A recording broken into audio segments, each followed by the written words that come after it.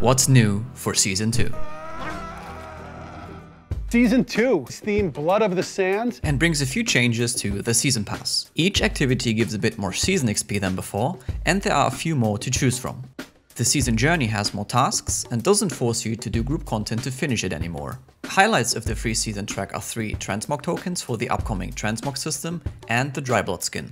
The premium track offers 5 transmog tokens, an apparel skin, weapon skins, tool skins, a tent skin, and 2 emotes. Same as in Season 1, buy it if you want the cosmetics, otherwise you're not missing out on anything. The season quest takes place in Brimstone Sands. The story is decent, the POIs created for the quest look very good, there are 2 end boss fights this time, and both of them are instanced.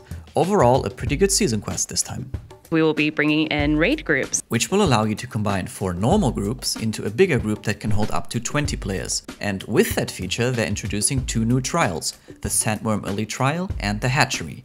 While these are not raids, they're more like PvE arenas, these are the first steps towards raids in the future. First Light will be closed down for the duration of Season 2, as this will be the new reworked zone coming out in Season 3 with the expansion. The First Light Fort buff has been moved to the Weaver's Fen Fort, and if you have a house in First Light, the money will be refunded.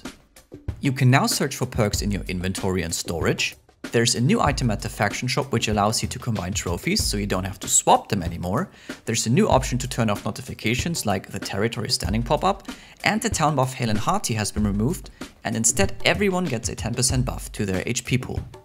There are new perk buckets that prevent Resilient and Ward to roll on the same item. Weapons have less weight so you can hold and store more of them. There's a new kind of Gypsum cast that will guarantee a legendary item, but the perks will still be random. There's a new Heart Room that drops in the Sandworm trial, and the UI has gotten a visual update. Interesting changes to fishing. Kidding. You can no longer loot the Merca chest behind the portals without clearing the portal first. Invasions will last 25 instead of 30 minutes. Corrupted Breaches reward some new items. PvP track has some new things, and better items will show up more consistently. There's a new arena map, and there are a bunch of changes to OPR. Earlier this year they increased the amount of score for contesting a point by 4 times, and now they increased it by another 1.5 times. You will get 50% less points for damage dealt, and they added points for damage taken. You can activate a ranged shield at the Baroness to prevent it being sniped from outside the area. Siege weapons have more HP and do more damage. Doors have more thrust resistance, and the biggest change, OPR is now a cross-server event, so the queue should pop faster and you'll get to fight some new players. A significant balancing and gameplay change of Season 2 is the ability to block ranged attacks with every weapon except for the musket and the bow. And depending on what kind of weapon you use, you block a bigger or smaller amount of damage. Dude!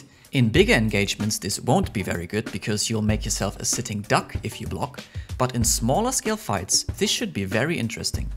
A lot of the skills that don't get used very often have gotten a buff or a slight rework, and additionally, there have been buffs and nerfs throughout all weapons.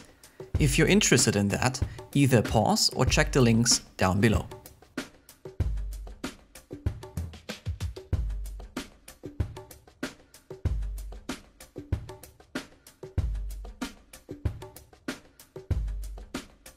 All of these things are coming with the start of Season 2, but there are also a few ones being added during Season 2. A summer event, the Summer Medley Fair, the Siege of Sulphur, and the Transmog system. While at the beginning of the season you can already earn Transmog tokens through the Season Pass, the feature itself is supposed to release sometime during Season 2. That should be about it. Cheers!